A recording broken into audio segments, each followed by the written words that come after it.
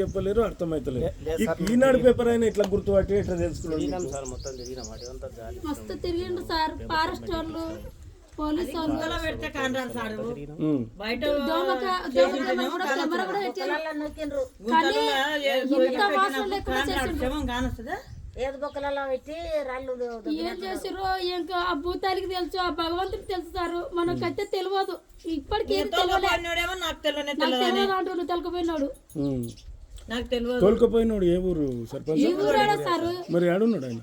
ఉన్నాడా? రాంపూర్లో ఉన్నాడు ప్రజెంట్. నిన్న కూడా వచ్చిండు. అంటే తోలుకపోయినా అంటే ఎమ్మడి పోయిండు పోయిండు సార్. జతక ఎమ్మడి భయం అవుతాడని మా ఆయన తొలకపోయాడు. అట్లా తోడుగా ఆ తోడుకోయినాడే నమ్మించి మోసం చేసొచ్చిండు. ఆయన ఎంతమంది పోయినరు సార్ తెలియదు.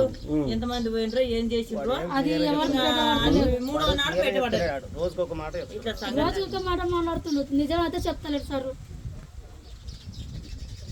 ఇంకా తల్లిదండ్రిని వాళ్ళు పోయి జలాట ఉడక జలాడడానికి మాకు చేత తండ్రి ఉపాసం ఉంది తండ్రికి. ఇంకా తండ్రి కొంచెం ఉపాసం ఉంది, ఆయన చేత కాదు నడవలేదు. ఇప్పుడు ముగ్గురు పిల్లలు ఉన్నారా? ఉన్నారు సార్, ముగ్గురు పిల్లలు ఉన్నారు. ఇద్దరు కవల పిల్లలు బడికి వేసుకున్నా. అంటే హాస్టల్లో ఏం చదువుతుండ్రు? రెండో తరగతి. ఇదే సంవత్సరం వేసుకున్నా నేను. మా తండ్రి ఉన్నప్పుడే వేసిండు. మంచి పని చేసిండు. ఆయన బతుకున్నాగానే వేసిపోయిండు. ఇప్పుడు వీళ్ళకు ఏం చేద్దాం, ఎట్లా చేద్దాం? మేము కొంచెం తెచ్చినాము, దాన్ని ఎట్లా యూజ్ చేద్దాం? వీళ్ళకి చూద్దాం సార్. ఒక 5,000 ఏమైనా ఖర్చులకి ఇద్దాం, 20,000 అకౌంట్లో ఇద్దాం. లేదు అట్లా కాకుండా వీళ్ళకు ప్రతి నెల 2,000 ఇల్లు గడవనికే కదమ్మా. ప్రతి నెల నాకు ఏం అవసరమే లేదు. ఎంత కావాలి? 1000, 2,000 ఎంత ఇచ్చినా చాలు. నీకు నెలకి ఎంత ఖర్చు వస్తుంది?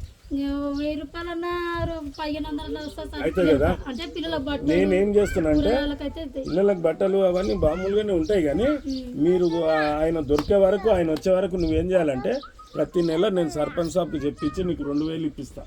ప్రతి నెల 2,000. ఆ 2,000 తోటి పిల్లలకు జర మంచిగా తినుకుంటూ ఉండండి. మీ భర్త ఎక్కడ వాడు మళ్ళీ ఇప్పుడు తిరిగి వాపస్ వస్తాడు. నాకు అనిపిస్తుంది మళ్ళీ వస్తాడు, తప్పకుండా వస్తాడు.